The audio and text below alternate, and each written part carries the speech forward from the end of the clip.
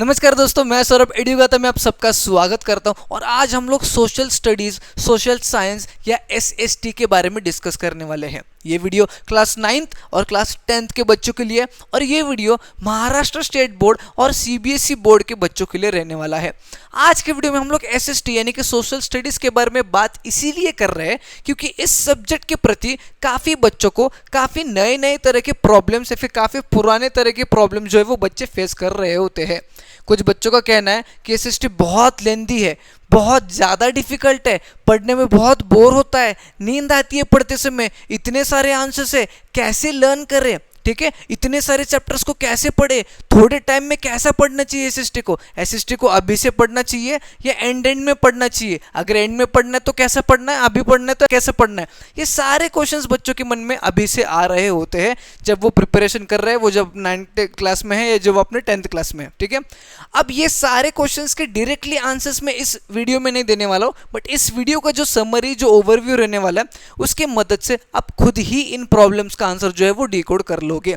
इसलिए what I would request is आपको इस वीडियो को लास्ट तक जरूर देखना चाहिए। तो चलिए शुरू करते हैं और शुरुआत करते हैं सबसे पहले आपके माइंड सेट के साथ। सबसे पहली चीज जिस पे हमें डिस्कस कर रहे हैं that is your mind set. अब ये जो एसएसटी या फिर जो सोशल स्टडीज, इस सब्जेक्ट के प्रति जो भी प्रॉब्लम्स है वो प्रॉब्लम्स आपके ब्रेन की वजह से आ रहे हैं, जनरेट हो रहे हैं, ठीक है। जब भी आप सोशल स्टडीज का हिस्ट्री पढ़ने बैठते हो, ज्योग्राफी पढ़ने बैठते हो, सिविक्स पढ़ने बैठते हो, तब आपका ब्रेन कहता है भाई हिस्ट्री बहुत लंबा है, हिस्ट्री बहुत डिफिकल्ट है, बहुत नींद आ रही है, इसलिए आप हिस्ट्री को छोड़ देते हो। वैसे ही वो आपका ब्रेन कहता है ज्योग्राफी तो इजी है बट इतना लंबा है, कौन पढ़ेगा, छोड़ दे, लास्ट में देख लेंगे।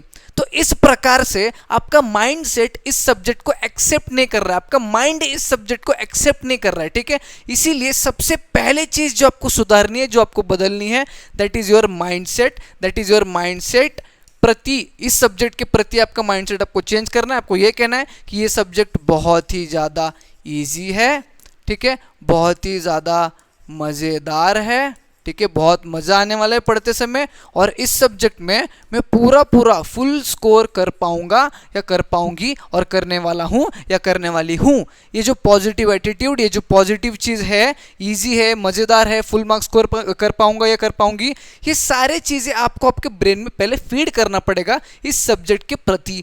तब जाके आपको वो सब्जेक्ट इंटरेस्टिंग लगेगा, तब जाके आप सही से प्रिपरेशन कर पाओगे, तब जाके आप सही से पेपर लिख पाओगे, और तब जाके आपके मार्क्स कहीं जाके सही से और अच्छे या फिर एक्सट्रीमली अच्छे आने वाले है। समझ में आ गया।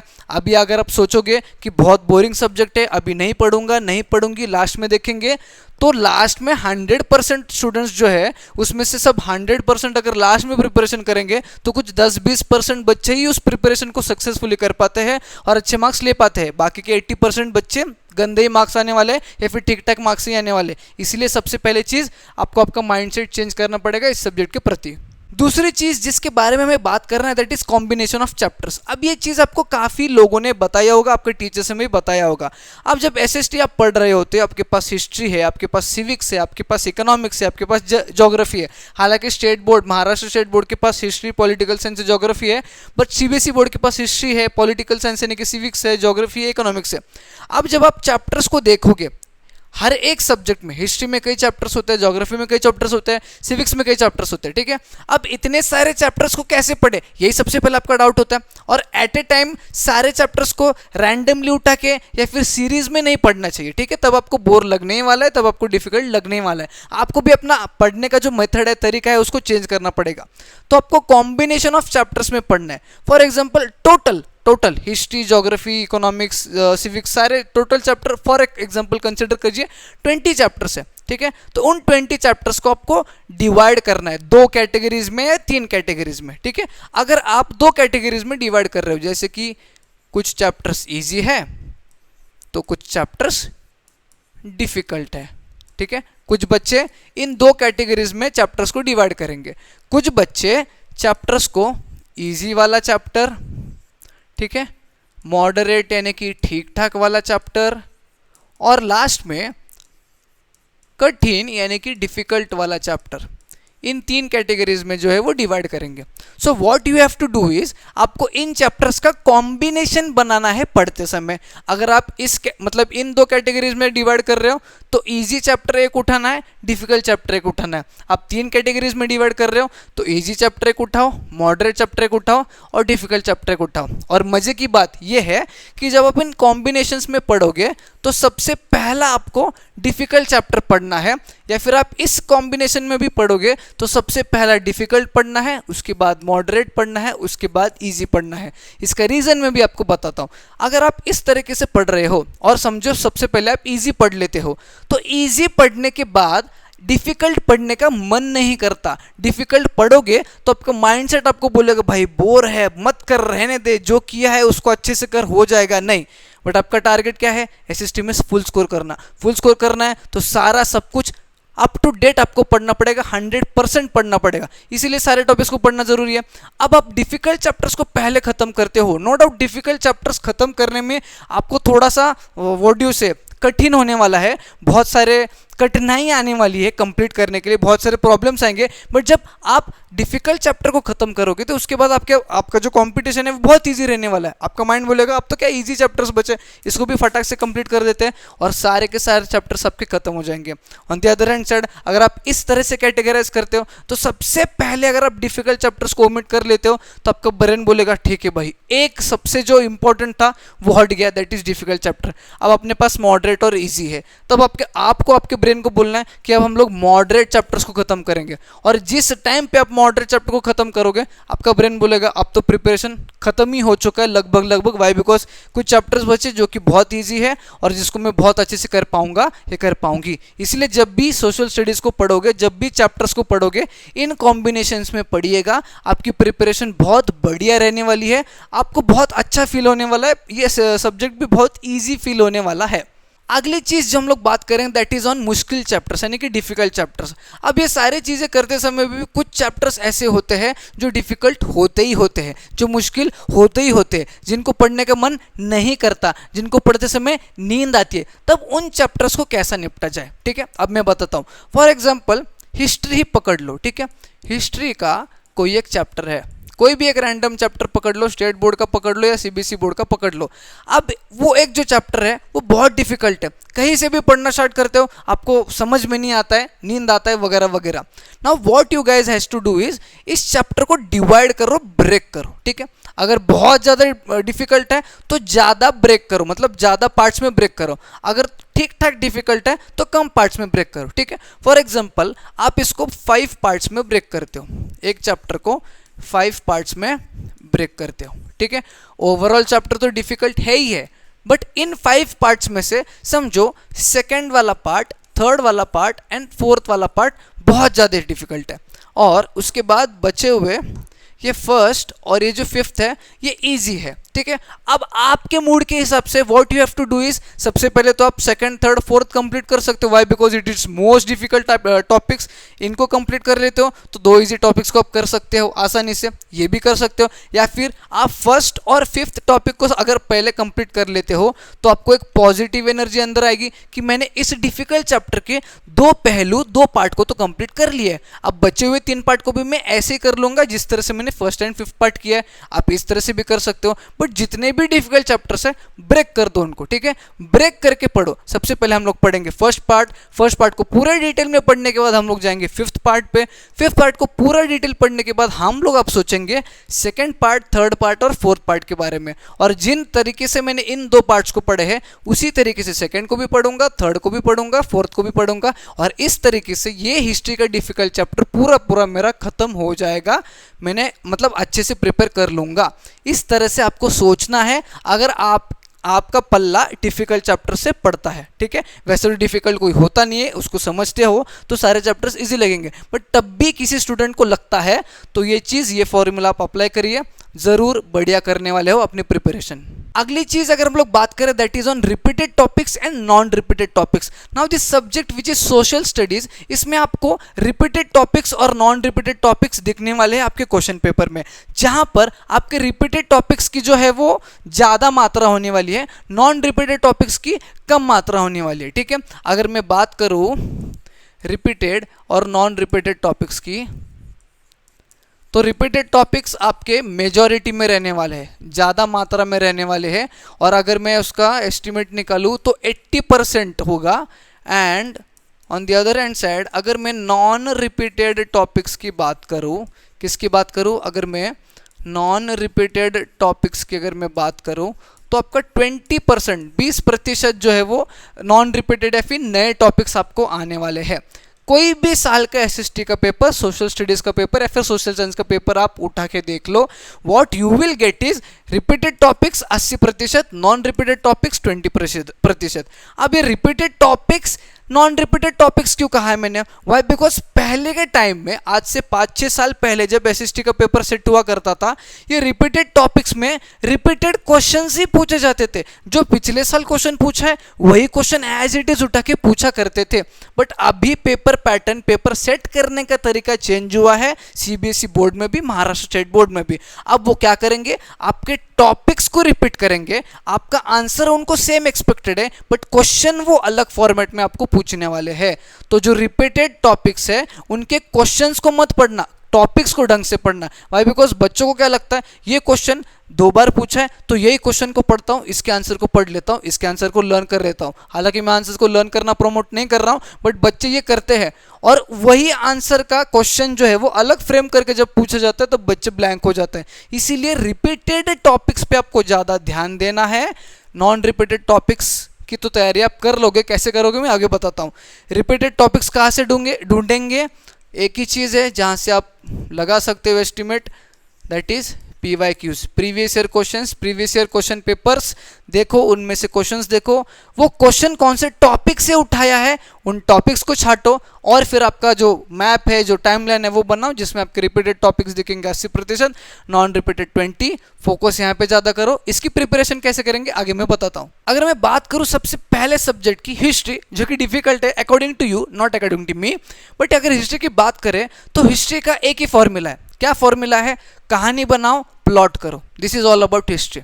हिस्ट्री की कहानी बनाओ, जो भी हिस्ट्री में दिया है, जो भी टेक्स्ट बुक में दिया है हिस्ट्री के, उसकी कहानी बनाओ, दिमाग में फिट करो और जो भी अपने फिट करा है उसको प्लॉट करो। प्लॉट करना है सही तरीके से। Now what do I mean this सही तरीका, सही तरीका इज सब हेडिंग लिख के उसमें कीवर्ड्स की मदद लेना और सब हेडिंग के बाद डिस्क्रिप्टिव लिखना, डिस्क्रिप्शन में थोड़ा फात लिखना और ये पॉइंट फॉर्मेट में लिखना। ये सारी चीज़ें जो करोगे हिस्ट्री में तो हिस्ट्री का पेपर तो बहुत ईजी जाने वाला है, हिस्ट्री का प्रिपरेशन तो मक्खन जैसे रहने वाला है। ठीक है, नेक्स्ट चीज़ जो है दैट इज डेट्स के टाइमलाइन के हिसाब से पढ़ना।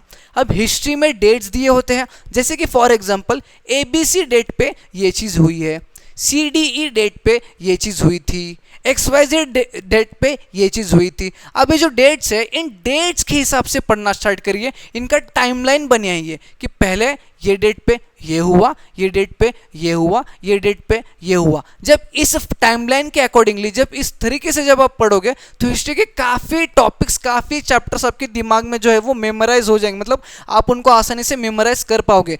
मेमोराइज करना नहीं, लर्न करना नहीं, दिमाग में फिट करना। ठीक है, तो अगर डेट्स के टाइमलाइन के हिसाब से हिस्ट्री को पढ़ोगे तो और आसान आपकी प्रिपरेशन रहने वाली है। इजीली अवेलेबल हो जाएगा, मैंने लिखा है ये आपको ऑनलाइन या ऑफलाइन बुक्स में इजीली अवेलेबल हो जाएगा। जो डेट्स के अकॉर्डिंग टू मैं बोल रहा हूँ ना, इस डेट पे ये हुआ, ये इवेंट इस डेट पे हुआ है, वो सारे टाइमलाइन आपको ऑनलाइन या फिर ऑफलाइन मिल जाएंगे। उनको प्रेफर करना, उनको रेफर करना जब आप प्रिपरेशन करोगे, वाई बिकॉज उससे प्रिपरेशन ईजी होने वाली है।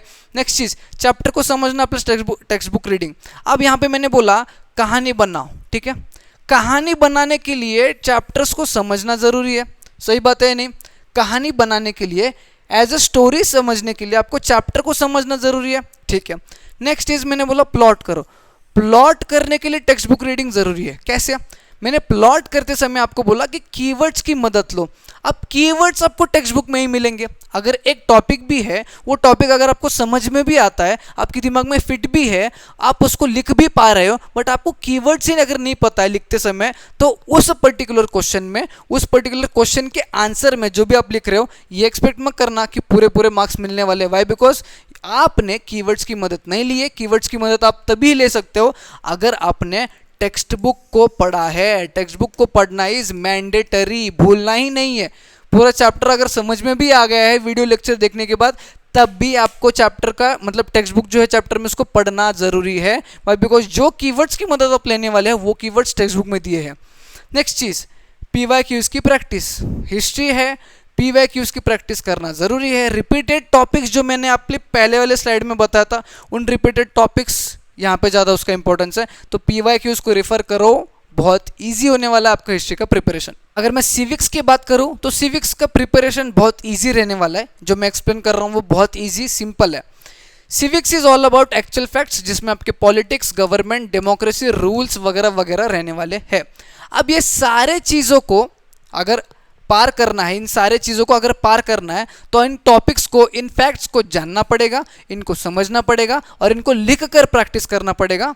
यही एक आपका मंत्र रहने वाला है सिविक्स को पार करने के लिए, ठीक है। सिविक्स सारे एक्चुअल फैक्ट्स है, आपके पॉलिटिक्स उसमें दिया है, आपका गवर्नमेंट उसमें दिया है, डेमोक्रेसी दिया है, रूल्स दिया है, काफ़ी सारी चीज़ें आपको दी गई है सिविक्स में।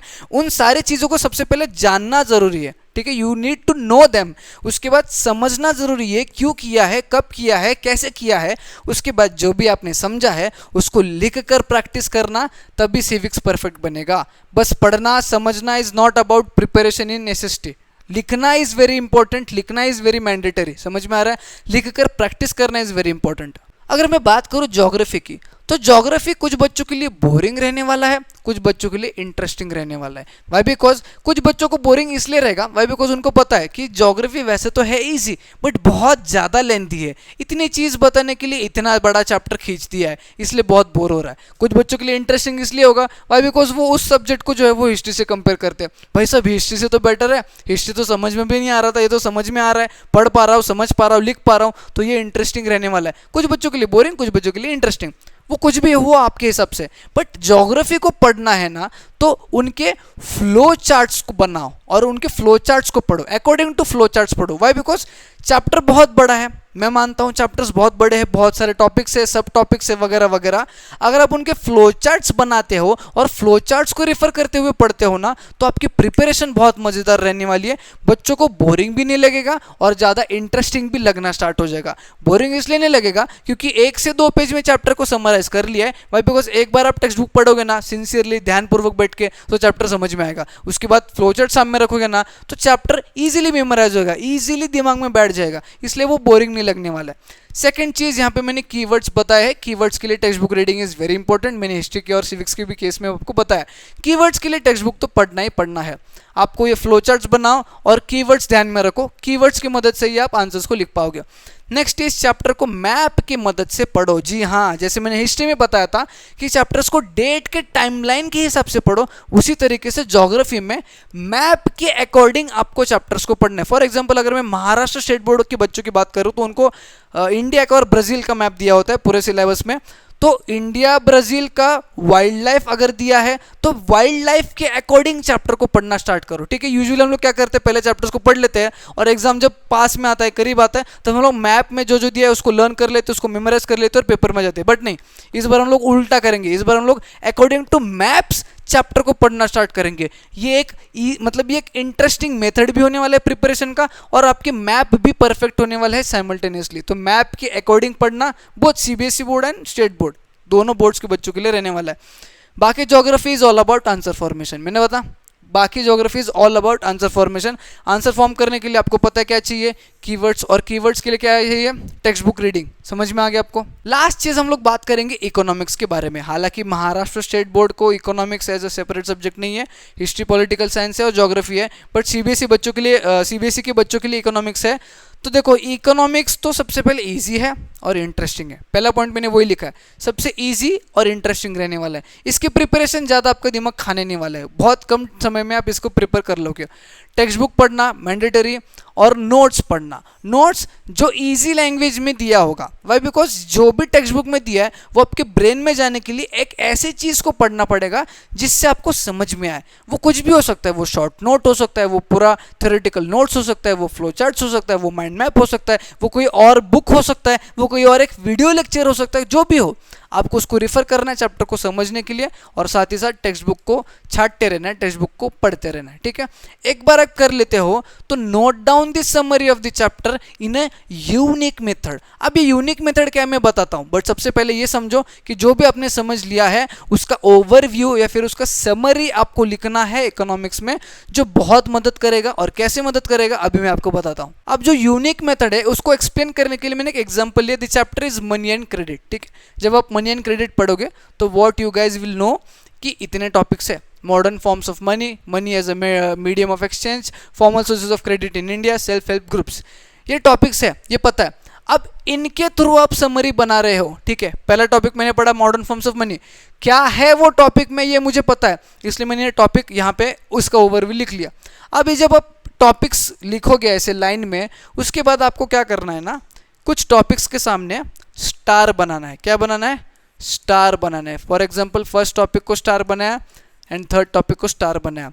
ये स्टार आप तब बनाओगे और क्यों बनाओगे वो बताता हूँ। ये स्टार आप इसलिए बनाओगे जब भी आप इस मनी एंड क्रेडिट का ओवरव्यू करोगे, जब भी आप टॉपिक्स का नाम देखोगे, आपको तो चैप्टर समझ में आ चुका है, आपने टेक्स्ट बुक पढ़ लिया, जब भी अभी इसका ओवरव्यू कर रहे होगे तो ये स्टार विल इंडिकेट कि भाई साहब ये ज़्यादा इंपॉर्टेंट है। जो 80% 85% जो रिपीटेड क्वेश्चंस आ रहे थे वो इन्हीं दो टॉपिक से आ रहे थे, तो इन दो टॉपिक्स पे मुझे ज़्यादा फोकस करना है कंपेरेटिवली इन दो टॉपिक्स से, ठीक है। इकोनॉमिक्स में ज़्यादातर आप रिपीटेड क्वेश्चंस, रिपीटेड टॉपिक्स पे ज़्यादा फोकस करिए, पूरा उसी से पेपर आपका रहने वाला है। इतना ये एक मंत्र है इकोनॉमिक्स का, रिपीटेड टॉपिक्स पे, रिपीटेड क्वेश्चंस पे ज़्यादा फोकस करिए और इस तरह से जो है वो आप ओवरव्यू बनाते रहिए जिसमें अपने टॉपिक्स के नाम लिखे, और ये टॉपिक्स के नाम को पढ़ते ही उसके बारे में जो कुछ भी आपको पता है वो आपके दिमाग में बैठ जाना चाहिए, और जो दिमाग में बैठा है उसको एक बार लिख के भी प्रैक्टिस करना चाहिए। So that's all for today's video. I hope आपको समझ में आ चुका होगा कि सोशल साइंस को कैसे डील करें, कैसे उसको प्रिपेयर करें। अगर आपको अच्छा लगा होगा तो एक लाइक जरूर करना, ज़्यादा से ज़्यादा शेयर करना, नहीं हो तो चैनल को सब्सक्राइब करके जाना। हम मिलेंगे नई वीडियो में।